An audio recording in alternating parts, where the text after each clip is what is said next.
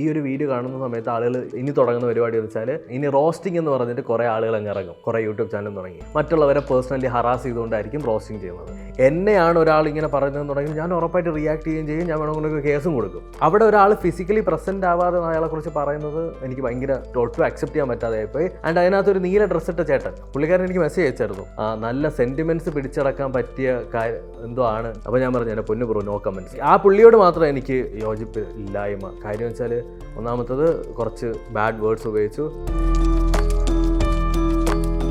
ഇംഗ്ലീഷിൽ ഈ തെറികളൊക്കെ ഉണ്ടല്ലോ, ഇറ്റ് സൗണ്ട്സ് കൂൾ, ഭയങ്കരമായി നമുക്ക് കൊള്ളൂല. എന്നാൽ ഈ സാധനം മലയാളത്തിലോട്ട് വരപ്പോൾ ഉണ്ടല്ലോ, സാധനം നമുക്ക് കൊള്ളും. മലയാളത്തിലെ തെറികൾ എന്നൊക്കെ പറഞ്ഞു കഴിഞ്ഞാൽ കുറച്ച് സീനാണ്, ബ്രൂട്ടലാണ്. അമലിന്റെ ചാനലിൽ തന്നെ അമൽ ഒരു റിയാക്ഷൻ വീഡിയോ ഇട്ടിട്ടുണ്ടായിരുന്നു. ഫണ്ണായിട്ട് കാണേണ്ട സാധനങ്ങളെ ഫണ്ണായിട്ട് എടുക്കാൻ പഠിക്കണം എന്ന് പറഞ്ഞിട്ട് സംഭവം പറയുന്നത്. ഫൺ അല്ലെങ്കിൽ റോസ്റ്റിംഗ് എന്നതിനെ പേഴ്സണൽ ഹറാസ്മെന്റ് ആക്കി എടുക്കാതിരുന്നാൽ മതി. യൂട്യൂബർ എന്നുള്ള നിലയ്ക്കല്ലാതെ ഒരു ഫേവറേറ്റ് ഹ്യൂമൻ ബീങ് ചോദിച്ചു കഴിഞ്ഞാൽ ഉറപ്പായിട്ട് ഷാസ് തന്നെയാണ്. ഭയങ്കര കിടലാണ്. ഒരു ഗ്യാങ്ങിന്റെ ഇടയിൽ വന്നു കഴിഞ്ഞാൽ ഏറ്റവും നല്ലൊരു എന്റർടൈനറാണ്. ഭയങ്കര രസമാണ് പുള്ളിയുടെ സംസാരം. അമ്മ മാത്രമേ സപ്പോർട്ടായിരുന്നുള്ളൂ, ബാക്കി എല്ലാവരും കുറച്ച് സീനായിരുന്നു.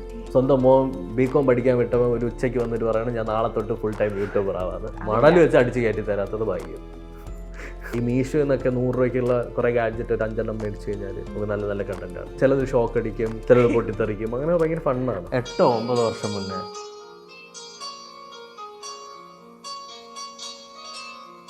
അയ്യോ ഇത് കൊള്ളാലോ, ഇതെന്താ ചെയ്യാത്ത?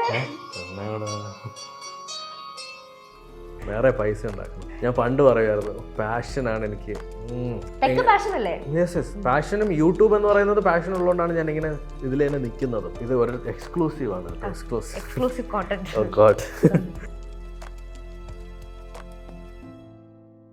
Hi, this is Meenakshi. Welcome to Saina sound plus. ഇന്ന് നമുക്ക് ഗസ്റ്റ് ആയിട്ടുള്ളത് അമലാണ്. അമൽ എന്ന് പറയുന്നതിനെക്കാട്ടി നല്ലത് എനിക്ക് തോന്നുന്നു ഗാഡ്ജറ്റ്സ് വൺ ടെക് ടിപ്സ് അല്ലെങ്കിൽ ഗാഡ്ജറ്റ്സ് വൺ മലയാളം എന്ന് പറയുന്നതായിരിക്കും കൂടുതൽ ആൾക്കാർക്ക് ഫെമിലിയർ ആയിട്ടുള്ളത്, അല്ലേ?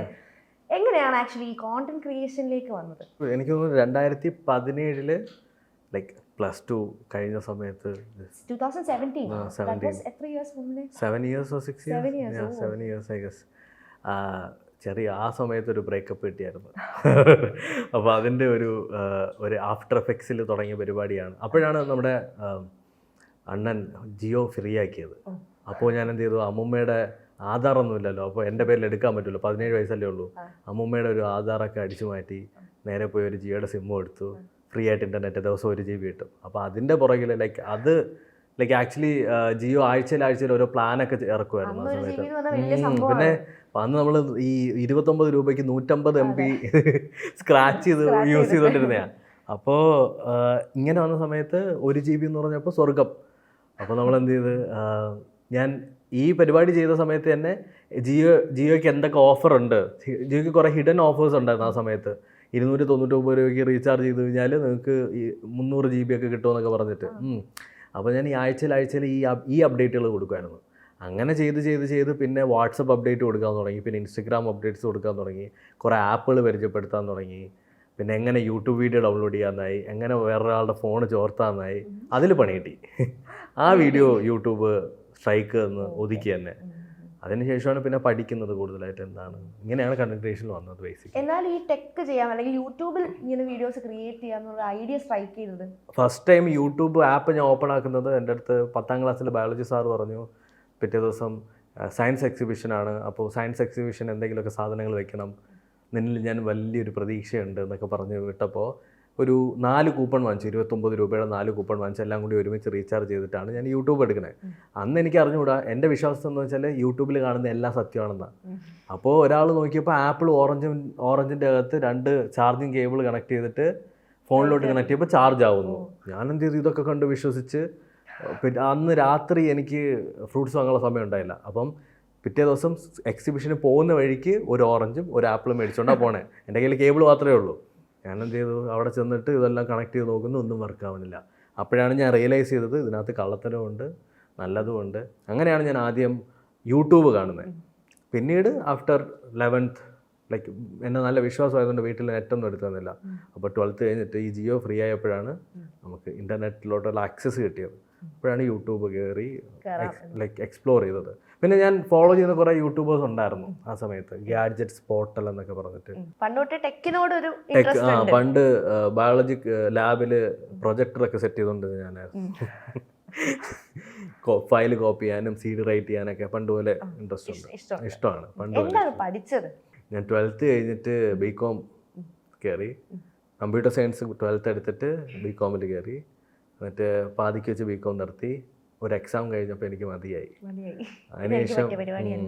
അതിനുശേഷം ഞാൻ BSc VFX എടുത്തു. അതും ഓൾമോസ്റ്റ് കംപ്ലീറ്റ് ചെയ്തു, എന്നാലും ഓൾമോസ്റ്റ്. പിന്നെ BA സോഷ്യോളജി എടുത്തു. BA സോഷ്യോളജി എടുത്തു. പിന്നെ ഇപ്പോൾ ഇനി ഒന്നുകൂടി BCom പഠിച്ചുകൊണ്ടിരിക്കുക. അതെ, വേറെ ജോബ് എന്തെങ്കിലും യൂട്യൂബിംഗ് മാത്രം ഇതുവരെ ചെയ്തിട്ടില്ല, ഒരു ജോലിയും ചെയ്തിട്ടില്ല അതൊക്കെ ഇന്നേ വരെ. അപ്പൊ ഈ ഗാഡ്ജറ്റ്സ് റിവ്യൂ ചെയ്യില്ലേ, എത്ര നാൾ യൂസ് ചെയ്യുവോ അതോ എങ്ങനെയാണ് അത് റിവ്യൂ ചെയ്യുന്നത്? ചില പ്രോഡക്റ്റുകൾ നമ്മൾ ആദ്യം അൺബോക്സിങ്സ് മാത്രമേ കാണുള്ളൂ. ആ സമയത്ത് ജസ്റ്റ് അൺബോക്സ് ചെയ്ത് കാണിച്ചു കൊടുത്താൽ മതി, അത് അങ്ങനത്തെ വീഡിയോ ആണ്.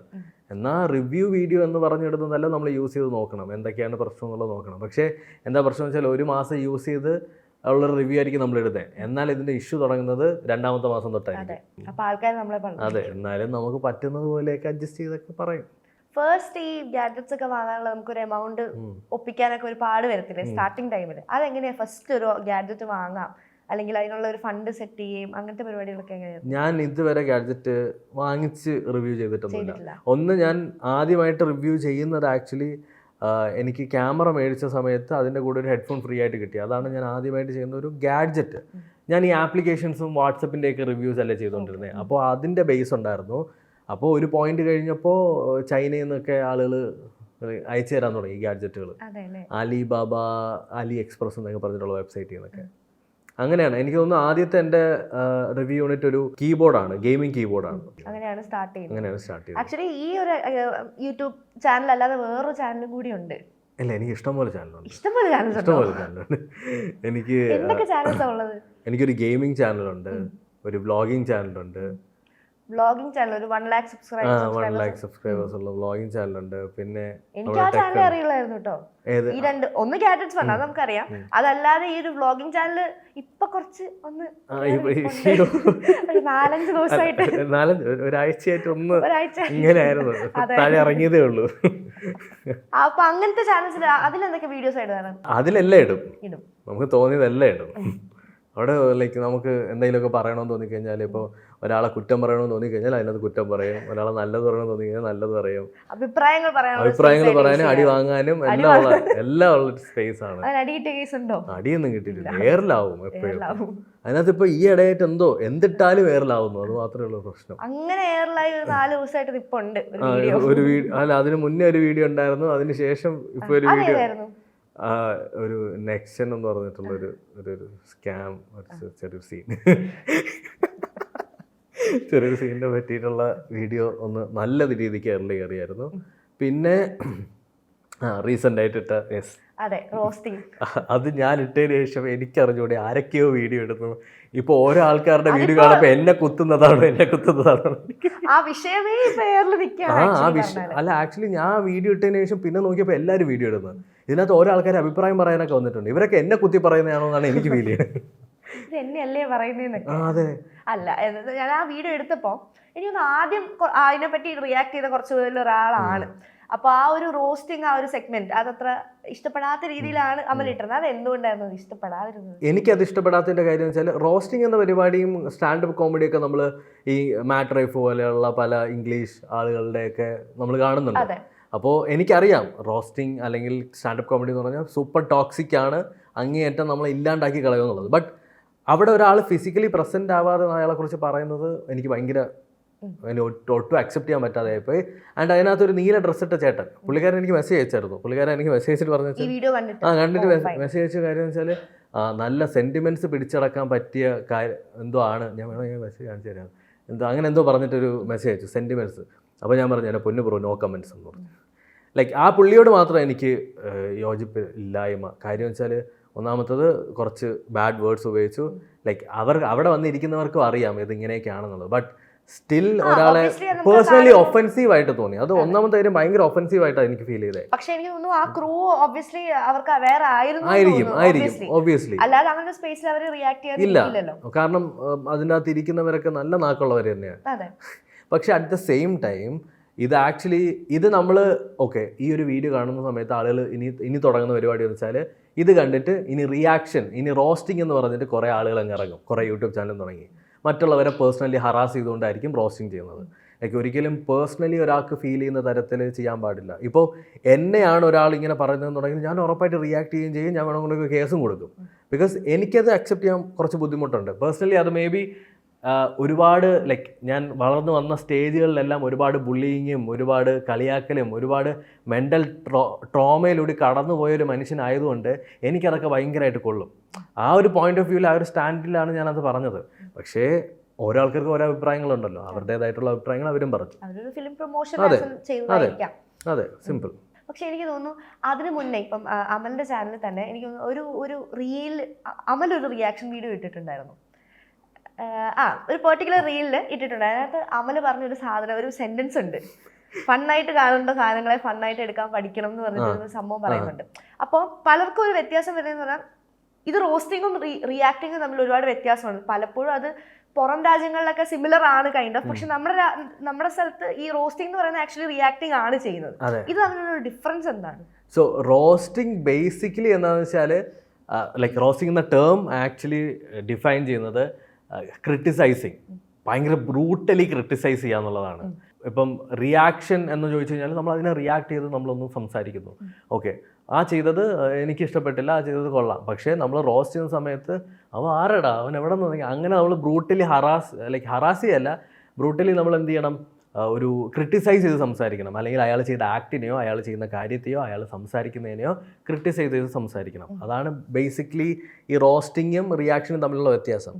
എന്നാൽ ഇവിടെ പാളിപ്പോകുന്നതെന്ന് വെച്ചാൽ ഇവിടെ ഒന്നാമത്തെ വേറൊരു സംഭവം വെച്ചാൽ ഇംഗ്ലീഷിൽ ഈ തെറികളൊക്കെ ഉണ്ടല്ലോ, ഇംഗ്ലീഷിലെ തെറികളൊക്കെ it sounds cool, it sounds very എന്താ പറയട്ടെ ഭയങ്കരമായിട്ട് ഹേർട്ട് ചെയ്യുന്നൊരു സാധനം അല്ലാതെ നമുക്ക് ഫീൽ ചെയ്യുന്നുണ്ട്. ബിക്കോസ് നമ്മൾ ഈ മൂവീസിലൊക്കെ കണ്ട് ലൈക്ക് അത് നമുക്കൊരു ഭയങ്കരമായിട്ട് നമുക്ക് കൊള്ളൂല. എന്നാൽ ഈ സാധനം മലയാളത്തിലോട്ട് വരപ്പോൾ ഉണ്ടല്ലോ, സാധനം നമുക്ക് കൊള്ളും. മലയാളത്തിലെ തെറികളെന്നൊക്കെ പറഞ്ഞു കഴിഞ്ഞാൽ കുറച്ച് സീനാണ്, ബ്രൂട്ടലാണ്, അതിങ്ങനെ ഉരുട്ടിയൊക്കെയാണ് വെച്ച്. അപ്പോൾ അത് നമുക്ക് ഉറപ്പായിട്ടും ഫീൽ ചെയ്യും. ആൻഡ് ആളുകൾ ഫൺ അല്ലെങ്കിൽ റോസ്റ്റിംഗ് എന്നതിനെ പേഴ്സണൽ ഹറാസ്മെന്റ് ആക്കി എടുക്കാതിരുന്നാൽ മതി. ഇത് എനിക്കൊന്ന് ആ ഒരു 4 days മുന്നേ തന്നെ അമലിട്ട ഡേ തന്നെയാണ് ഷസാം ഒക്കെ റിയാക്ട് ചെയ്തു. ഷസാമിന്റെ വീഡിയോ ഞാൻ കണ്ടിരുന്നു. അത് കണ്ടിട്ട് എന്ത് തോന്നി? അമലിന്റെ ഒപ്പീനിയൻസുമായിട്ട് കൈൻഡ് ഓഫ് സിമിലർ ആണ്, ബട്ട് സ്റ്റിൽ കുറച്ചുകൂടി റോസ്റ്റിങ്ങിനെ സപ്പോർട്ട് ചെയ്യുന്ന രീതിയിലാണ്. അതെ, ഷാസ് കുറച്ചുകൂടി റോസ്റ്റിങ്ങിനെ സപ്പോർട്ട് ചെയ്യുന്ന രീതിയിൽ തന്നെയാണ്. ആള് പറയുന്നുണ്ട് ചെയ്ത് തെറ്റായി പോയി എന്നുള്ളത് പറയുന്നുണ്ട്. എനിക്ക് തോന്നുന്നു എനിക്ക് റോസ്റ്റിംഗ് എന്ന് എനിക്ക് ഒന്നാമത്തെ കാര്യം ആ ഒരു പാനൽ അത്രയും സ്റ്റാൻഡപ്പ് കൊമേഡിയൻസ് ഇരുന്നിട്ട്, അതായത് ഈ സ്റ്റാൻഡപ്പ് കൊമേഡിയൻസിനെ എല്ലാം എനിക്ക് ഭയങ്കര ഇഷ്ടമാണ്. ഞാൻ മാറ്റ് റൈഫ് എന്ന് പറഞ്ഞിട്ട് സ്റ്റാൻഡപ്പ് കൊമേഡിയൻ്റെ ഭയങ്കര വലിയ ഫാനാണ്. അതോടൊപ്പം തന്നെ ഈ താഴെ ഉള്ള ഈ മല്ലു സ്റ്റാൻഡപ്പ് കൊമേഡിയൻസും അതുപോലെ തന്നെ നമ്മളിപ്പോൾ ഹിന്ദിയിലൊക്കെ നോക്കുകയാണെന്നുണ്ടെങ്കിലും അല്ലെങ്കിൽ ഇപ്പോൾ ഇന്ത്യൻസ് തന്നെ കെനി സെബാസ്റ്റ്യൻ എന്നൊക്കെ പറഞ്ഞിട്ടുള്ള ആളുകളൊക്കെ നോക്കുകയാണെന്നുണ്ടെങ്കിൽ അവരൊക്കെ ഭയങ്കര നന്നായിട്ടാണ് ചെയ്യണേ. അപ്പോൾ അതേപോലെ ഈ മലയാളികളെ ഞാൻ ഫോളോ ചെയ്യുന്നുണ്ട്. സോ അവരുടെ സ്റ്റാൻഡേർഡ് ഇവിടെ നിന്ന് അവർ സ്റ്റാൻഡേർഡ് വിട്ടത് ഇങ്ങ് താഴെ വന്ന് ആ ഒരു ഷോ ചെയ്തതുപോലെ എനിക്ക് ഫീൽ ചെയ്തത്. അത് ഞാൻ എക്സ്പ്രസ് ചെയ്തു. But at the same time Shaz പറയുന്നതിലും കാര്യമുണ്ട്. ഷാസ് പറയുന്ന ഓരോ പോയിന്റും വാലിഡ് ആയിട്ട് എനിക്ക് ഫീൽ ചെയ്തിട്ടുണ്ട്. ഷാസിന്റെ കാര്യം പറയുകയാണെങ്കിൽ നിങ്ങൾ തമ്മിൽ ആക്ച്വലി ഒരു യൂട്യൂബിൽ നിങ്ങൾ രണ്ടുപേരും തമ്മിൽസ് കണ്ടാൽ തോന്നുന്നു നിങ്ങൾ തമ്മിൽ എന്തെങ്കിലും പ്രശ്നമുണ്ടോ എന്നൊക്കെ തോന്നുന്നു. പക്ഷെ വീഡിയോ എടുത്ത് കണ്ടാൽ നമുക്ക് മനസ്സിലാവും ഓക്കെ കൂളാണ് എന്ന്. എനിക്കൊന്ന് ഈ തമ്മിലും പ്രൊമോയും ഞാൻ അമലിന്റെ ഒരു വീഡിയോയിൽ ഇങ്ങനെ പറഞ്ഞിട്ട് അമൽ തന്നെ പറഞ്ഞിട്ടുണ്ട് ഇത് പ്രൊമോയിൽ ഇടാൻ വേണ്ടി ഞാൻ പറഞ്ഞതാണെന്ന് പറഞ്ഞിട്ടുണ്ട്. എനിക്കത് ഈ പ്രൊമോ മാത്രം കണ്ട് കമന്റ് ചെയ്യുന്ന ഒരുപാട് പേരെ ഞാൻ കണ്ടു. അവൻ നിന്നെ റിയാക്ട് ചെയ്തോണ്ടല്ലേടാ നീ ഇപ്പൊ ഒന്ന് റിയാക്ട് ചെയ്യുന്നത്. പക്ഷെ വീഡിയോ ഫുള്ള് കാണുന്നവർക്ക് അറിയാം അതിനകത്തൊന്നുമില്ല. സെയിം ഷസാമിന്റെ ഇതുപോലെ ഒരു തമ്മിൽ കണ്ടാൽ നമുക്ക് തോന്നും ഓക്കെ നിങ്ങൾ തമ്മിൽ എന്തെങ്കിലും പ്രശ്നമുണ്ടോ, എന്തെങ്കിലും ഒരു സംഭവം ഉണ്ടോ എന്ന് തോന്നും. പക്ഷെ വീഡിയോ കാണുമ്പോൾ ഓക്കെ ഫൈൻ കൂളാണെന്ന് മനസ്സിലാവും. എന്താണ് നിങ്ങൾ തമ്മിലുള്ള ഞാൻ ഷാസിനെ വിളിച്ച് ചോദിക്കും, ഞാൻ ഇങ്ങനെ ഒരു സാധനം ചെയ്യാണ്, നമ്മൾ ആദ്യം പ്ലാൻ ചെയ്തിട്ടാണ് ഇത് ചെയ്യണേ. ഞാൻ ഇങ്ങനെ തമ്മിൽ ഇടും. ശ്വാസം എല്ലാത്തിനും കൂളാണ്. ശ്വാസം ഇങ്ങനെ വിളിച്ചു പറഞ്ഞ നീ ഇടടാ, നീ ചെയ്യടാ, നിങ്ങൾ ഈ ഗാഡ്ജറ്റ്സിന്റെ കാര്യമൊക്കെ സംസാരിക്കാറൊക്കെ ഉണ്ടോ? എന്താ വെച്ചാൽ ഇവന്റുകൾക്ക് കാണുന്ന സമയത്ത് ഇപ്പം എൻ്റെ പ്രശ്നം എന്ന് വെച്ചാൽ എനിക്കിങ്ങനെ ആരെയും വിളിച്ച് സംസാരിക്കാൻ ഇഷ്ടമല്ല. ഇങ്ങനെ ഒരു വല്ലാത്ത ടൈപ്പാണ്. കണക്ഷൻ കീപ്പ് ചെയ്യും. അത് ഞാൻ ഓവറായിട്ട് സംസാരിച്ച് കഴിഞ്ഞാൽ അവിടെ വഴക്കാവും. അതുകൊണ്ട് ഞാനിങ്ങനെ സംസാരിക്കാറില്ല. എന്തോ പണ്ട് മുതലേ ഇങ്ങനെ. അതെ, അതുകൊണ്ട് ഞാൻ വലുതായിട്ട് സംസാരിക്കില്ല. ഈ ഇവന്റുകൾക്കൊക്കെ പോകുമ്പം ഷാസിൻ്റെ അടുത്ത് സംസാരിക്കും. പിന്നെ ഷാസ് എനിക്ക് തോന്നിയിട്ടുണ്ട് ഒരു ഗ്യാങ്ങിൻ്റെ ഇടയിൽ വന്നു കഴിഞ്ഞാൽ ഏറ്റവും നല്ലൊരു എൻ്റർടൈനറാണ്. ഭയങ്കര രസമാണ് പുള്ളിയുടെ സംസാരം.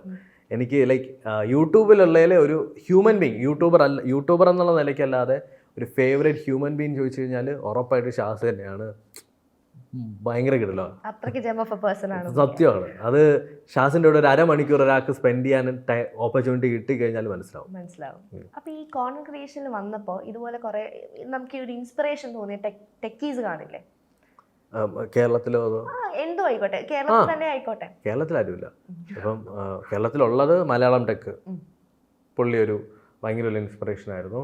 At the same time MKBHD, mister who's the boss, ഇതേപോലെയുള്ള കുറച്ച് ഇൻ്റർനാഷണൽ യൂട്യൂബേഴ്സും. അതിനകത്ത് എനിക്ക് തോന്നുന്നു എന്നെ ഒരുപാട് ഇൻഫ്ലുവൻസ് ചെയ്തത് മലയാളം ടെക്ക് തന്നെയാണ്. അജിത്ത് തന്നെയാണ്, അവൻ തന്നെയാണ് എന്നെ ഏറ്റവും കൂടുതൽ ഇൻഫ്ലുവൻസ് ചെയ്തിട്ടുള്ളത്. ഇപ്പം അമൽ സ്റ്റാർട്ട് ചെയ്ത സമയത്ത് ആക്ച്വലി കോണ്ടന്റ് ക്രിയേഷൻ ഒന്നും ഇപ്പോഴത്തെ അത്ര സിമ്പിൾ ആയിട്ടുള്ള ഒരു പരിപാടി അല്ലായിരുന്നു. കുറച്ചുകൂടി സ്ട്രഗിൾസ് ഫേസ് ചെയ്യേണ്ട. അതുപോലെ ഇപ്പൊ പറഞ്ഞു എങ്ങനെ കുറച്ചുകൂടി ഒരു സ്ട്രഗ്ലിംഗ്, ലൈക്ക് ആരും സ്റ്റാർട്ട് ചെയ്തിട്ടുള്ള പരിപാടി അന്ന് ഭയങ്കര എളുപ്പമായിരുന്നു. തിരിച്ചാണോ?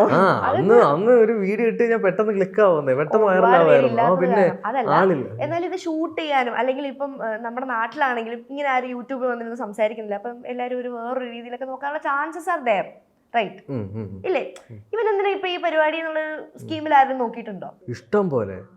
അത് മാത്രമേ ഉള്ളൂ. ഇന്റർനെറ്റ് എന്ന് പറഞ്ഞാൽ ഫുൾ ലൈക്ക് 10% നല്ല മനുഷ്യരും ബാക്കി എല്ലാം ലൈക്ക് നെഗറ്റീവ് മൈൻഡ് സെറ്റുള്ള ആളുകളുമാണ്. അതിനകത്തുള്ള ഈ നല്ല 10% നമ്മളെ സബ്സ്ക്രൈബ് ചെയ്ത് നമ്മളെ സപ്പോർട്ട് ചെയ്ത് നമ്മുടെ കൂടെ ഇങ്ങനെ ഉണ്ടാകുന്നത്. ബാക്കി എല്ലാവരും പിന്നെ മലയാളികളുടെ ഒരു പ്രത്യേക സ്വഭാവം വെച്ചാൽ ക്രിട്ടിസൈസ് ചെയ്യും നല്ല രീതിക്ക്.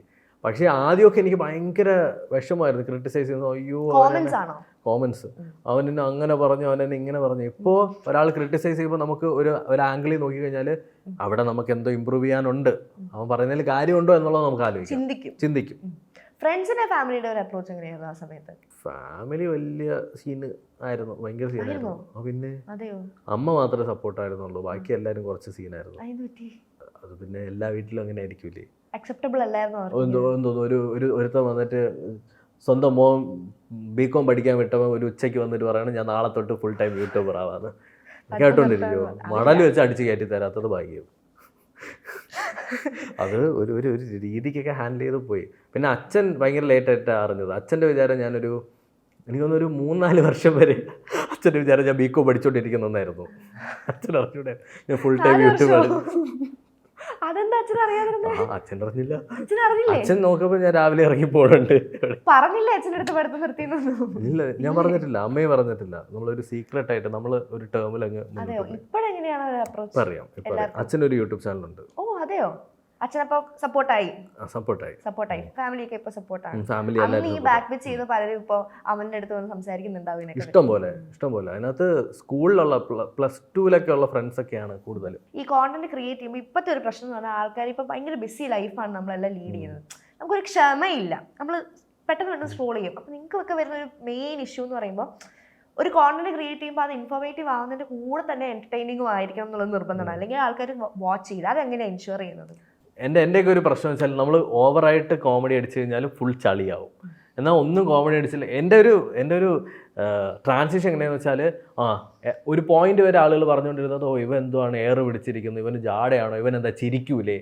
ഞാൻ ഭയങ്കര സീരിയസ് ആയിട്ട് ടെക്ക് ചെയ്യുന്ന ഒരു മനുഷ്യനായിരുന്നു. പിന്നീട് ഷാസ് വന്നിട്ട് ഇതിൻ്റെ മൊത്തത്തിലൊന്ന് സ്വിച്ച് ഇട്ട പോലെ കറക്കി. അതായത് എൻ്റർടൈൻമെൻറ്റിൻ്റെ കൂടെ ടെക്കും കൂടി ആക്കി. ചായ വിത്ത് ടെക്ക് ഭയങ്കര എൻ്റർടൈനിങ്, മൊത്തത്തിലൊന്ന് കാര്യം മാറ്റി. അതിനുശേഷം പിന്നെ നമുക്കൊരു എൻ്റർടൈൻമെൻറ്റ് സോഴ്സ് അല്ലെങ്കിൽ ഒരു കോമഡി സോഴ്സ് ഇല്ലാതെ നമുക്ക് വീഡിയോ ചെയ്യാൻ പറ്റൂല ലിറ്ററലി. കാര്യം എന്തെങ്കിലുമൊക്കെ ചിരിപ്പിച്ചില്ലെങ്കിൽ ഒരു ഷിഫ്റ്റ് വേണം. എനിക്ക് ഓർമ്മയുണ്ട് പണ്ട് അമലിന്റെ ഒരു വീഡിയോ ഉണ്ടായിരുന്നു. അതായത് നമ്മുടെ ഈ ക്യാമറാസിനെ പറ്റിയിട്ട്, അതായത് ലാപ്പിലും ഫോണിലും ഒക്കെ ഉള്ള ക്യാമറാസ് ഓൾവേസ് ഓഫ് ആയിരിക്കില്ല. എന്നിട്ട് അവൻ അതിനകത്ത് പറയുന്നുണ്ട് ഞാൻ ഇതെടുത്ത് മൂടിയിട്ടിട്ടാണ് കിടന്നുറങ്ങുന്നത് എന്നൊക്കെ പറയുന്നുണ്ട്.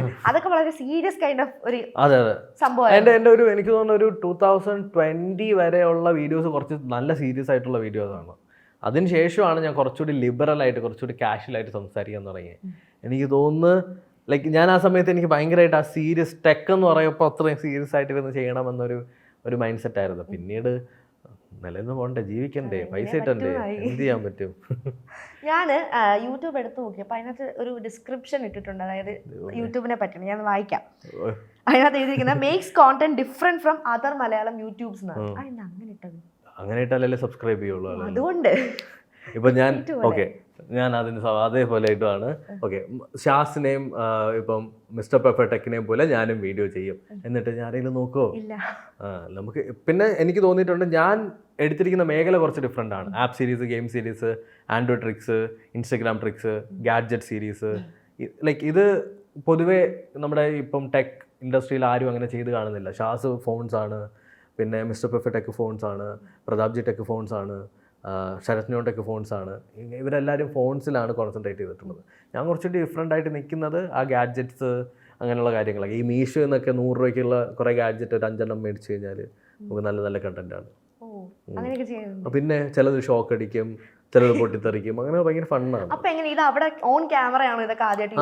പിന്നെ ആ സമയത്ത് അല്ല, ഞാനല്ലല്ലോ ബുക്ക് ചെയ്യുന്നത്, ആക്ച്വലി എൻ്റെ എഡിറ്ററാണ് അത് ഓർഡർ ചെയ്ത് തരുന്നത്. സർപ്രൈസ് ആയിട്ടാണ് ആ സാധനങ്ങളൊക്കെ കാണുന്നത്. ഒരുവിധമല്ല. അങ്ങനെയുള്ള ഈ കുഞ്ഞു കുഞ്ഞു ഗാഡ്ജറ്റ്സ് ഒക്കെ ഇഷ്ടപ്പെടാറുണ്ടോ? ഇഷ്ടപ്പെടും, പക്ഷെ അതങ്ങനെ റെഗുലർ ഡെയിലി ലൈഫിൽ യൂസ് ചെയ്യാൻ പറ്റാറില്ല. ഇപ്പോൾ ഈ ടെക് ഫീൽഡിൽ നിൽക്കുന്ന ഒരാളായിട്ട് ചോദിക്കുകയാണ്, ഇപ്പോൾ ഈ AI-നെ പറ്റിയിട്ട് ഭയങ്കര മിക്സ്ഡ് റെസ്പോൺസസ് ആണ് വരുന്നത്. നല്ലതാണെന്ന് പറയുന്ന ഒരു കൂട്ടമുണ്ട്, മോശമാണെന്ന് പറയുന്ന ഒരു കൂട്ടമുണ്ട്. അമലിൻ്റെ ഒരു വ്യൂ പോയിന്റ് എങ്ങനെയാണ് ഈ AI-നെ പറ്റിയിട്ട്? ഇപ്പോൾ കറൻ്റ്ലി AI എന്ന് പറയുന്നത് ഇറ്റ്സ് കേപ്പബിൾ. ഒരു മോർ ദാൻ ഒരു സർട്ടൺ ലെവലിന് മേളിൽ ഭയങ്കര കേപ്പബിൾ ആണ്. ബട്ട് ഇപ്പോൾ ഉള്ള ബ്രാൻഡുകൾ ഈ AI എന്ന് പറഞ്ഞിട്ടുള്ള വേർഡ് നമുക്ക് വലുതായിട്ട് അറിഞ്ഞൂടല്ലോ. ഇപ്പം നമ്മൾ AI എന്ന് കേട്ട് കഴിഞ്ഞാൽ എന്തോ സംഭവമാണ്, AI നമുക്ക് വന്ന് ചോറ് വെച്ച് തരും എന്നുള്ള സെറ്റപ്പിലാണ് നമ്മൾ ഇരിക്കുന്നത്. അതുകൊണ്ട് ഇതിനെ ഒരു സെല്ലിംഗ് പോയിന്റ് ആയിട്ട് എല്ലാവരും എടുക്കാറുണ്ട്. ഇപ്പോൾ സാംസങ് നോക്കിക്കഴിഞ്ഞാൽ S24-ൻ്റെ അകത്ത് ഗാലക്സി AI എന്ന് പറഞ്ഞിട്ട് കൊണ്ടുവന്നിട്ടുണ്ട്, OnePlus AI കൊണ്ടുവന്നിട്ടുണ്ട്. എല്ലാ ഫോൺസും അവരുടെ പ്രോഡക്റ്റ് സെല് ചെയ്യാൻ വേണ്ടിയിട്ട് AI മികവുകൾ ഉണ്ട് എന്ന് പറഞ്ഞിട്ട് സെല് ചെയ്യുന്നുണ്ട്. ബട്ട് അടുത്ത ഒരു സർട്ടൺ പോയിന്റ് വരെ അതൊക്കെ കറക്റ്റാണ്. നല്ല രീതിക്ക് AI വർക്കൗട്ട് ആവും. AIക്കകത്ത് നമുക്ക് പലതരത്തിൽ യൂസ്ഫുൾ ആയിട്ടുള്ള കാര്യങ്ങളുണ്ട്. നമ്മൾ ഇപ്പം എത്രയൊക്കെ AI വന്നു കഴിഞ്ഞാലും എനിക്ക് സ്റ്റിൽ ഗൂഗിൾ എടുത്ത് ടൈപ്പ് ചെയ്യുന്നത് തന്നെയാണ് സുഖം. അതാ യൂസ്ഡ് ആയതുകൊണ്ട്. But at the same time ഒരു പാരഗ്രാഫ് റീഫ്രേസ് ചെയ്ത് തരിക, അല്ലെങ്കിൽ ഒരുപാട് അടുത്തുനിന്ന് സോഴ്സസ് നിന്ന് ഇൻഫർമേഷൻസ് എടുത്ത് കളക്ട് ചെയ്ത് തരിക. അതിലും ഇപ്പോൾ ഉള്ള പ്രശ്നം വെച്ചാൽ ഇപ്പം നമ്മൾ ഭയങ്കര ഓവർവെൽംഡ് ആണ്. ഇഷ്ടംപോലെ AI ആപ്സ് ഒരെണ്ണം. ഇപ്പം വോയിസ് റെപ്ലിക്കേറ്റ്, ഇപ്പം എൻ്റെ ഒരു ചെറിയൊരു 1 സെക്കൻഡുള്ള വോയിസ് വെച്ചിട്ട് നമുക്ക് ഒരു വീഡിയോ തന്നെ ക്രിയേറ്റ് ചെയ്യാൻ പറ്റും. അതിൻ്റെ ആവശ്യം മാത്രമേ ഉള്ളൂ. അങ്ങനെയുള്ള ഇഷ്ടംപോലെ ഉപയോഗമുള്ളതുകൊണ്ട് ഉപയോഗം ഇല്ലാത്തതുകൊണ്ട് ഇടയ്ക്ക് വെച്ചിട്ട് അറിയാലോ ഒരു AI സാധനം ഫോട്ടോയും വീഡിയോ ഒക്കെ ഫേക്ക് ചെയ്യുന്നത് നല്ല ചീത്തയുണ്ട്. ബട്ട് എനിക്ക് തോന്നുന്നു ഒരു സർട്ടൺ ഒരു കൺട്രോൾ വേണമെന്ന് തോന്നുന്നു. എനിക്ക് തോന്നുന്നു AI-ക്ക് ഇപ്പോഴും അതിൻ്റെതായിട്ടുള്ള ലിമിറ്റേഷൻസ് ഉണ്ട്, ഇഷ്ടംപോലെ ലിമിറ്റേഷൻസ് ഉണ്ട്. AI എപ്പോഴും നമുക്കൊരു ത്രെറ്റായി വരാനുള്ള ചാൻസസ് ഉണ്ടോ? Mostly yes. അല്ലാതെ എനിക്ക് തോന്നുന്നു ഇപ്പോൾ AI-നെ അവരൊരു കൺട്രോൾ ചെയ്ത് ഇത്ര മാത്രമേ പഠിക്കാൻ പാടുള്ളൂ എന്നുള്ള തരത്തിൽ നിർത്തിയിരിക്കുകയാണെന്ന് തോന്നുന്നു. എനിക്ക് തോന്നുന്നു മേ ബി സ്വന്തമായിട്ട് കാര്യങ്ങൾ കണ്ട് അഡാപ്റ്റ് ചെയ്ത് സ്വന്തമായിട്ട് ഡെവലപ്പ് ചെയ്യൂ എന്നുള്ളൊരു മേഖലയിലോട്ട് അത് പോയി കഴിഞ്ഞാൽ നമ്മൾ ചുറ്റും നടക്കുന്നത് എല്ലാം എടുത്ത് അത് അഡാപ്റ്റ് ചെയ്ത് പഠിക്കും. പക്ഷേ എനിക്ക് തോന്നുന്നു ഈ കമ്പ്യൂട്ടേഴ്സ് വന്ന സമയത്ത് ഭയങ്കര ഒരു ഇഷ്യൂ ഇതുപോലെ ക്രിയേറ്റഡ് ആയിട്ടുണ്ട്. അതായത് ജോബ് ഓപ്പർച്യൂണിറ്റീസ് കുറയും എന്ന് പറയും. പക്ഷെ അത് ഹാപ്പൻ ചെയ്തിട്ടില്ല. ആക്ച്വലി അത് യൂസ് ചെയ്യാൻ ആൾക്കാരെ വേണ്ടി വന്നു. അതുപോലെ റോബോട്ട്സ് വന്നപ്പോഴും ഇപ്പോഴും എനിക്കൊന്ന് റോബോട്ട്സിനെ പറ്റി പലർക്കും മിക്സ്ഡ് റെസ്പോൺസസ് ആണ് ഉള്ളത്. അതുപോലെ ഒരു സാധനമായിട്ട് വരികയാണ് AI എന്നും തോന്നുന്നു. AI എനിക്ക് തോന്നുന്നു നമ്മളിപ്പോൾ AI എന്ന് പറയുന്ന ഒരു പ്രോഡക്റ്റിനെ എടുത്തു കഴിഞ്ഞാൽ അല്ലെങ്കിൽ അതിനെ ഓപ്പറേറ്റ് ചെയ്യാൻ ഒരു ഹ്യൂമൻ ഹെൽപ്പ് ഈസ് നീഡഡ്. അത് ഒരു എക്സ്റ്റൻറ്റിന് മേലിൽ അത് റോബോട്ട് പോലെ ആക്ട് ചെയ്യൂല. അപ്പോൾ ഒരു ഹ്യൂമൻ റെസ്പോൺസ് വേണം. എന്നാൽ ചില സിറ്റുവേഷനിൽ ഹ്യൂമൻ റെസ്പോൺസ് വേണ്ടാത്ത സാഹചര്യങ്ങളും ഉണ്ട്. ലൈക്ക് രണ്ട് വള്ളത്തിലും കാല് വയ്ക്കേണ്ടി വരും. അമൽ ഈ ഇൻഫർമേഷൻസ് ഒക്കെ ക്രിയേറ്റ് ചെയ്യുന്നത് അല്ലെങ്കിൽ ഒരു ഐഡിയ പിച്ച് ചെയ്യുന്നത് എങ്ങനെയാണ്? ഈ കോണ്ടന്റ് ചെയ്യാം എന്നുള്ള ഒരു ഐഡിയ കിട്ടുന്നത് എങ്ങനെയാണ്? പൊതുവെ നമ്മൾ സ്റ്റാഫ് എല്ലാവരുമായിട്ട് ഇങ്ങനെ ഡിസ്കസ് ചെയ്യുന്ന സമയത്ത് അതിൻ്റെ ഇടയിൽ വരുന്നത് നമ്മളെല്ലാവരും കൂടി ഇങ്ങനെ ഡിസ്കസ് ചെയ്യും. ഈ കണ്ടന്റ് ചെയ്താൽ കൊള്ളായിരിക്കും, ആ കണ്ടന്റ് ചെയ്താൽ കൊള്ളായിരിക്കും. അങ്ങനെയാണ്. റെഫറൻസ് എടുക്കാറുണ്ടോ? ഇഷ്ടം പോലെ വേറെ യൂട്യൂബേഴ്സിൽ നിന്ന് എടുക്കാറുണ്ട്, വേറെ ഫോറംസിൽ നിന്ന് എടുക്കാറുണ്ട്, റെഡിറ്റിൽ നിന്ന് എടുക്കാറുണ്ട്. റെഡിറ്റ്, ട്വിറ്റർ, ഇതിൽ നിന്നൊക്കെ ഇഷ്ടം പോലെ എടുക്കാറുണ്ട്, ഇഷ്ടം പോലെ. ഒരാൾക്കൊരു ഡീസൻറ്റ് ഫോൺ ഇന്നത്തെ കാലത്ത് ഇപ്പോൾ ഒരുപാട് ഫോൺസ് ഉണ്ട്, നമുക്ക് ഒരുപാട് ബ്രാൻഡ്സ് ഉണ്ട്, ഒരുപാട് ടൈപ്പ് ഓഫ് ഫോൺസ് ഉണ്ട്. ഒരു ഡീസൻറ്റ് ഫോൺ ഒരു എത്ര റേഞ്ചിന് അണ്ടറിലായിരിക്കും നമുക്ക് കിട്ടുക? അത്യാവശ്യം നല്ല ഒരു 2-3 വർഷമൊക്കെ നിൽക്കുന്ന ഫോൺ എങ്ങനെ പോലെ 40,000 രൂപയ്ക്ക് താഴെയായിരിക്കും. ഒരു ഇൻ ബിറ്റ്വീൻ 30 to 40 ഇടയ്ക്ക്. 30-40. ബിലോ 30 അങ്ങനെ ഒരു ഫോൺ ഇല്ലെന്നാണ്. ബിലോ 30 ഫോണുണ്ട്, ഇല്ലയെന്ന് ഞാൻ പറയുന്നില്ല. But at the same time നിങ്ങൾ കുറേ കാര്യങ്ങൾ സാക്രിഫൈസ് ചെയ്യേണ്ടി വരും. മേ ബി ഡിസ്പ്ലേ ആയിരിക്കാം, അല്ലെങ്കിൽ ക്യാമറ ആയിരിക്കാം, അല്ലെങ്കിൽ അതിനകത്തുള്ള സ്റ്റെബിലൈസേഷൻ ആയിരിക്കാം, സ്റ്റോറേജ് ആയിരിക്കാം, പ്രോസസ്സർ ആയിരിക്കാം. ഏതെങ്കിലും ഒരു പോയിന്റ് നമ്മൾ സാക്രിഫൈസ് ചെയ്യണം. എന്നാൽ ഈ ഒരു 30ക്ക് മേളിലോട്ടുള്ള കാര്യം വെച്ചാൽ അതിനകത്തൊന്നും സാക്രിഫൈസ് ചെയ്യേണ്ടി വരില്ല. എല്ലാം നമുക്ക് കിട്ടും ഓൾമോസ്റ്റ് അത്യാവശ്യം. ഇപ്പം ഡിസ്പ്ലേ എടുക്കാന്നുണ്ടെങ്കിൽ അത്യാവശ്യം നല്ല ഡിസ്പ്ലേ, പ്രൊസസ്സർ എടുക്കാന്നുണ്ടെങ്കിൽ അത്യാവശ്യം നല്ല പ്രൊസസ്സർ, സ്റ്റോറേജ് എടുക്കാന്നുണ്ടെങ്കിൽ അത്യാവശ്യം സ്റ്റോറേജ്, അങ്ങനെ എല്ലാ ആസ്പെക്റ്റിലും നമുക്ക് പ്ലസ് പോയിന്റ് ആയിരിക്കും. എന്നാൽ ഈ ഒരു 30ക്ക് താഴോട്ട് പോകുന്ന സമയത്ത് ചില ഫോണുകളുണ്ട് നല്ല സ്പെക്ക് കൊടുക്കുന്നത്, സ്റ്റിൽ എന്നാലും നമ്മൾ നോക്കുന്ന സമയത്ത് താഴോട്ട് പോകുമ്പോൾ എവിടെയെങ്കിലുമൊക്കെ നമ്മളൊരു ഒരു കുറവ് എവിടെയെങ്കിലുമൊക്കെ അവർ കട്ട് ഓഫ് ചെയ്തിരിക്കും. അമലിൻ്റെ ഫേവറേറ്റ് ഗാഡ്ജറ്റ് എന്താ? മാക്ബുക്ക്. അതായിരിക്കും എനിക്ക് തോന്നുന്നു ഞാൻ യൂസ് ചെയ്ത് വെച്ചിട്ട് one of the powerful portable device. Favourite one. കഷ്ടപ്പെട്ട് വാങ്ങിച്ചത്, പണിയെടുത്ത് വാങ്ങിച്ചത്. യൂട്യൂബിൽ നിന്ന് കിട്ടിയ റവന്യൂ കൊണ്ട് എടുത്തതാണോ? എല്ലാം. അതെ, എൻ്റെ കയ്യിലുള്ള എല്ലാം യൂട്യൂബിൽ നിന്ന് റവന്യൂ മാത്രം കിട്ടിയെടുത്താണ്. ഈ കോണ്ടന്റ് ക്രിയേഷൻ അല്ലാതെ വേറെ എന്തൊക്കെയാ ഹോബീസ് ഒക്കെ? പിയാനോ. ഓ, മ്യൂസിക് ഉണ്ട്. ഞാനൊരു കുറേ നാൾ ഇതിൻ്റെ പുറകെയായിരുന്നു, മ്യൂസിക്കിൻ്റെ പുറകെയായിരുന്നു. ഞാൻ വിചാരിച്ചത് 10ാം ക്ലാസ്സിലൊക്കെ ഞാനൊരു മ്യൂസിക് ഡയറക്ടർ ആവുന്നതായിരുന്നു. ഇല്ല. മടുത്തോ? ഈ ഒരു കഴിവ് എവിടെയെങ്കിലും ഫ്ലോണ്ട് ചെയ്തിട്ടുണ്ടോ? ഞാൻ 2-3 വീഡിയോസ് ഒക്കെ ഇട്ടിട്ടുണ്ട്. എനിക്ക് ആരും അറിയാത്തൊരു ചാനലുണ്ട്, അമൽ ഗോപാൽ എന്ന് പറഞ്ഞിട്ട്. അതിനകത്തൊരു 4 വീഡിയോ ഇട്ടിട്ടുണ്ട്. 4 വീഡിയോ. ഈ ഇന്റർവ്യൂ വഴി ആൾക്കാർ അറിയട്ടെ അമലിലെ മ്യൂസിഷ്യനെ. അമൽ ഗോപാൽ സെർച്ച് ചെയ്യുമ്പോൾ ആർക്കും അറിഞ്ഞൂടാ. ഞാനകത്ത് ഫോട്ടോ ഒന്നും ഇട്ടിട്ടില്ല, എൻ്റെ ഫോട്ടോ ഒന്നുമില്ല. 93 സബ്സ്ക്രൈബർ ഉണ്ട്. ഓ, 90.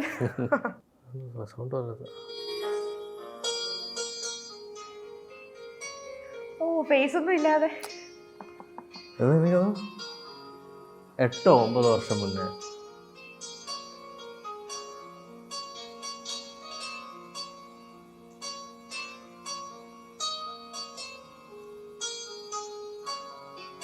അയ്യോ, ഇത് കൊള്ളാലോ. ഇതെന്താ ചെയ്യാത്തെ?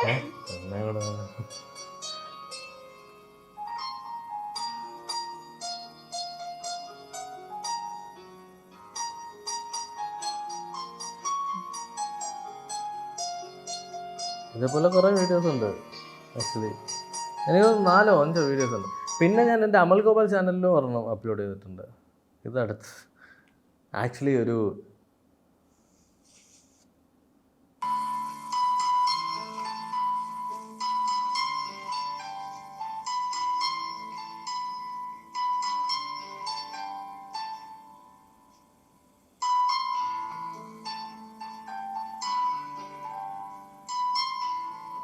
ഇതെന്താ മുന്നോട്ട് കൊണ്ടുപോകാത്ത?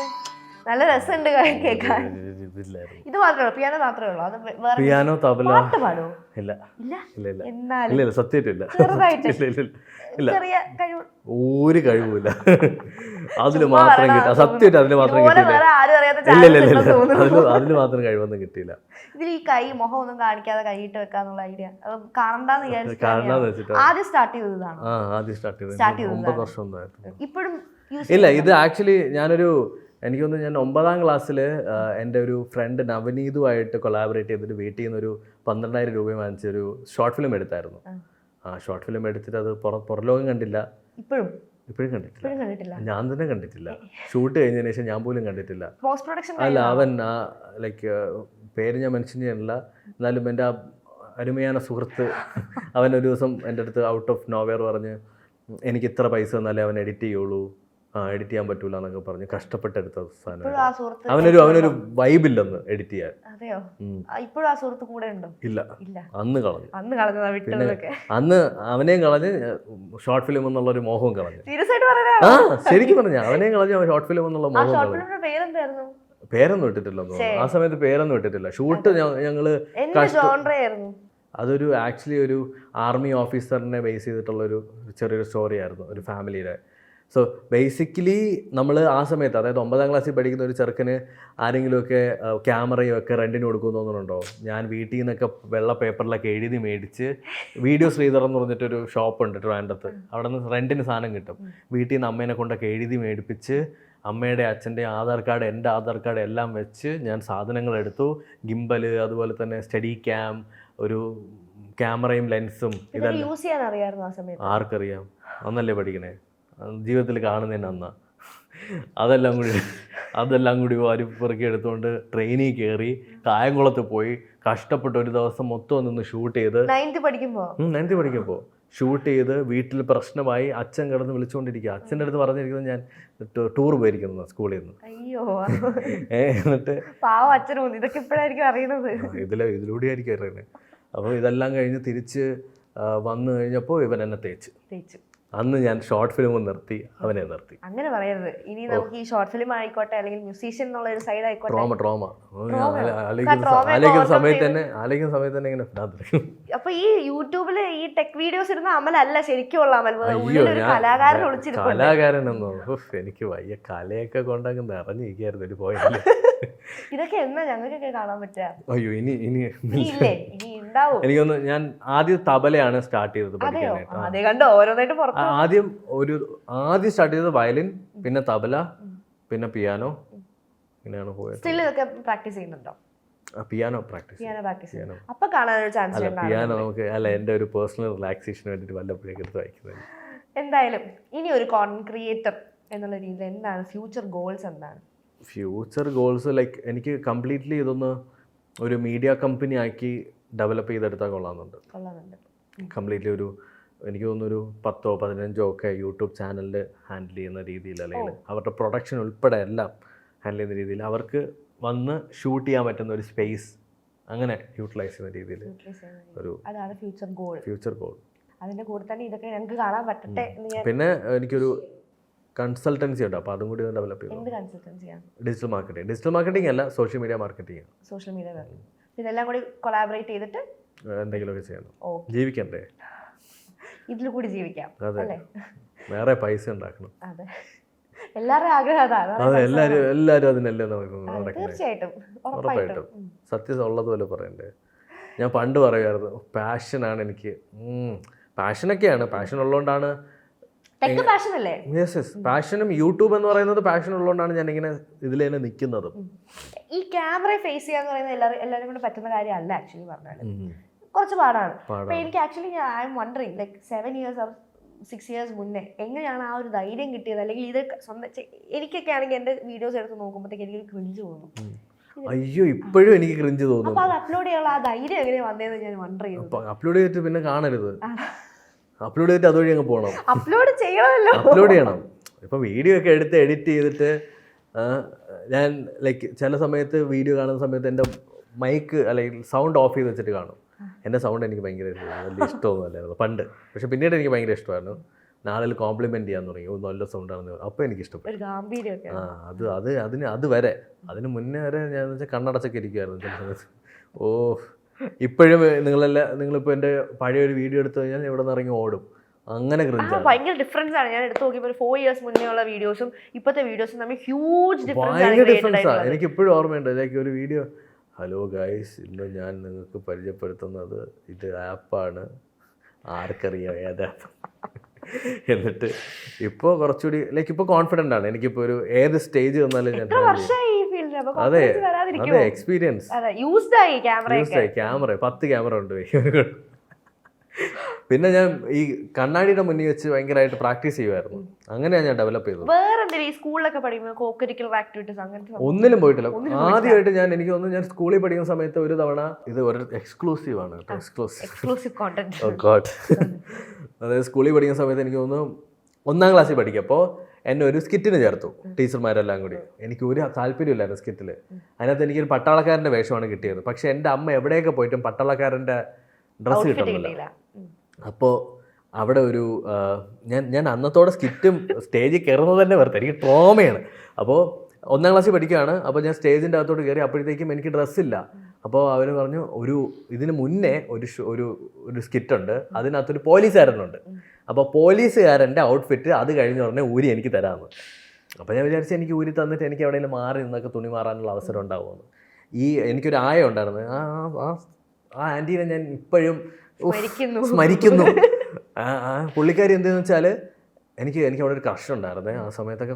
എനിക്കത് എല്ലാ പെമ്പിളാരും ക്രഷായിരുന്നു ആ സമയത്ത് 1ാം ക്ലാസ്സിൽ. 1ാം ക്ലാസ്സിൽ ക്രഷ് ഉണ്ടായിരുന്നു. എന്ത് പറയാൻ, ആ പിള്ളേരുടെ എല്ലാവരുടെയും മുന്നിൽ വെച്ച് എൻ്റെ തുണി എല്ലാം കൂടി ഊരി ഈ പോലീസുകാരൻ്റെ ഡ്രസ്സ് എടുത്തിട്ട് തന്നു. പോലീസുകാരൻ്റെ ഡ്രസ്സ് ഇട്ട് തന്നതോ ഒരു മടൽ അല്ലെ തൊടൽ വെച്ച് കെട്ടിയാൽ പോലും അതിരിക്കില്ല പാൻറ്റ്. എന്നിട്ട് എനിക്കുണ്ടായിരുന്ന ആക്ഷൻ എന്ന് പറഞ്ഞാൽ 2 കൈയും വെച്ച് ഇങ്ങനെ വീശണം. ഞാൻ കൈ വയ്ക്കായിരുന്നു. ഞാൻ പിന്നെ ഒരു വിധത്തിൽ ഇതിലെ പിടിച്ച് കയറ്റി കൈയൊക്കെ ആട്ടി ഇറങ്ങി വന്നു. അന്നത്തോടെ സ്കിറ്റ് നിർത്തി ഡ്രാമ നിർത്തി ആ പരിപാടികൾ നിർത്തി. അത് കഴിഞ്ഞിട്ട് 3ാം ക്ലാസ്സിലോ 4ാം ക്ലാസ്സിൽ ഒരു ഡാൻസ് കളിക്കാൻ കയറി. ആടും കിട എന്നെ സുത്തി മറ്റേ പാട്ടില്ലേ. അപ്പം സ്റ്റേജിൽ പോയിട്ട് ലൈക്ക് ഇങ്ങനെ ഒരു സ്റ്റെപ്പ് ഉണ്ടായിരുന്നു. എനിക്ക് അത് മാത്രമേ ഓർമ്മയുള്ളൂ. എനിക്ക് അങ്ങനെ ഒരു സ്റ്റെപ്പ് ഉണ്ടായിരുന്നത് മാത്രമേ എനിക്ക് ഓർമ്മയുള്ളൂ. എല്ലാ പിള്ളേരും ഉണ്ട്, ലൈക്ക് ഭയങ്കര വലിയ ക്രൗഡുണ്ട്. അവിടെയുള്ള സ്കൂളിലെ ടീച്ചർമാരുടെ പിള്ളേർ, കുറേ പെൺപിള്ളേർ എല്ലാവരും ഉണ്ട്. അപ്പോൾ നമ്മൾ ബോയ്സാണ്, ബോയ്സിൻ്റെ ഒരു ഡാൻസാണ്. അപ്പം ഞാൻ എന്ത് ചെയ്തു, സ്റ്റേജിനകത്തേക്ക് കയറി. അപ്പോൾ പാട്ട് പ്ലേ ചെയ്യാൻ തുടങ്ങി. ആടുങ്ങിട എന്നെ സുത്തി അതിലെ ഒരു സ്റ്റെപ്പ് ഞാൻ ഇട്ടു. ബാക്കി എല്ലാവരും സ്റ്റേജിൽ നിന്നു. ഞാൻ അവിടെ ചെറുകിയങ്ങ് നേരെ സ്റ്റേജിന് പുറത്ത് പോയി. സത്യം, ലൈക്ക് ഞാൻ ആ സ്റ്റെപ്പ് ഇട്ടത് മാത്രമേ ഓർമ്മയുള്ളൂ. പിന്നീട് ഞാൻ തറയിൽ കിടക്കുന്നതാണ് എനിക്ക് പെട്ടെന്ന് ഓർമ്മ വന്നത്. അതെന്താ സംഭവം വെച്ചാൽ ആ ഒരു ഷോയ്ക്ക് ആ ഒരു ഡാൻസിന് തൊട്ട് മുന്നേ അവിടെ ഒരു ചെറുക്കൻ തബല വായിക്കാൻ വന്നു. എന്നിട്ട് ഈ തബലയിൽ കുറച്ച് സ്മൂത്തായിട്ട് വായിക്കാൻ വേണ്ടിയിട്ട് പൗഡർ ഇടും. ഈ അലവലാതി എന്തോന്നു ഇത്, ആ പൗഡർ എല്ലാം കൂടി അവനെ എണീറ്റ് പോകുന്ന സമയത്ത് തട്ടി അവിടെ ഇട്ടിട്ട് അങ്ങ് പോയി. അത് ലൈക്ക് വുഡൻ സ്റ്റേജ് ആയിരുന്നു. അപ്പോൾ ഞാൻ ഒബ്വിയസ്ലി നമ്മൾ പോയി കഷ്ടകാലത്തിന് ഞാൻ തന്നെ അവിടെ വരികയും ചെയ്തു. അന്ന് ഡാൻസ് നിർത്തി, സ്റ്റേജ് നിർത്തി, എല്ലാം നിർത്തി. പിന്നെ കയറിയിട്ടേ ഇല്ല. പിന്നെ എനിക്ക് തോന്നുന്നു ഞാൻ ഒരു വൃന്ദവാദ്യത്തിന് കലോത്സവത്തിന് 10 പഠിക്കപ്പം എനിക്ക് ഫസ്റ്റ് ആയിരുന്നു. വേറെ ആരും മത്സരിക്കില്ലായിരുന്നു സ്കൂളിൽ നിന്ന്. വേറെ ആരും ഇല്ല, ഞാൻ മാത്രമേ ഉണ്ടായിരുന്നുള്ളൂ, നമ്മുടെ ടീം മാത്രമേ ഉണ്ടായിരുന്നുള്ളൂ. അപ്പോൾ വേറെ ആരും ഇല്ലാത്തതുകൊണ്ട് നമുക്ക് തന്നെ ഫസ്റ്റ് തന്നത്. പിന്നെ അത് കഴിഞ്ഞിട്ട് സബ് ജില്ലയിലോട്ട് പോയപ്പോൾ അവിടെ നിന്ന് തോറ്റു. അത് കഴിഞ്ഞിട്ട് പിന്നെ ഞാൻ കഥാപ്രസംഗത്തിനും കയറി. കഥാപ്രസംഗത്തിന് കാതികിൻ്റെ കൂടെ മറ്റേ തബലയായിരുന്നു. അതും നമ്മുടെ കൂടെ കോമ്പറ്റീറ്റ് ചെയ്യാൻ ആരും ഇല്ലാത്തതുകൊണ്ട് ഫസ്റ്റ് കിട്ടി. സബ് ജില്ലയിൽ കയറി, അവിടെ നിന്ന് തോറ്റു വന്നു. മുബഷീർ എന്നായിരുന്നു നമ്മുടെ കാതികന്റെ പേര്, ഞാൻ അവനെ ഓർക്കുന്നു. ഒരു ബഡ്ഡിംഗ് ആർട്ടിസ്റ്റിനെ ഞാൻ തന്നെ നുള്ളിക്കളഞ്ഞു. വളർന്നു വരരുതായിരുന്നു, നാടിനൊരു ആപത്തായിരുന്നു. ഈ ആർട്ടിസ്റ്റിനെ ഞങ്ങൾ പുറത്ത് കാണാൻ പറ്റട്ടെ. അയ്യോ വേണ്ട. എന്തായാലും I had a nice time with you. Thank you so much for coming. No problem. എന്തായാലും ഫ്യൂച്ചർ ഒക്കെ വളരെ ബ്രൈറ്റ് ആവട്ടെ. ഈ ആഗ്രഹിച്ച പോലെ എല്ലാ കാര്യങ്ങളും നടക്കട്ടെ. Thank you. ഇൻവൈറ്റ് ചെയ്തതിന് ഒരുപാട് നന്ദി.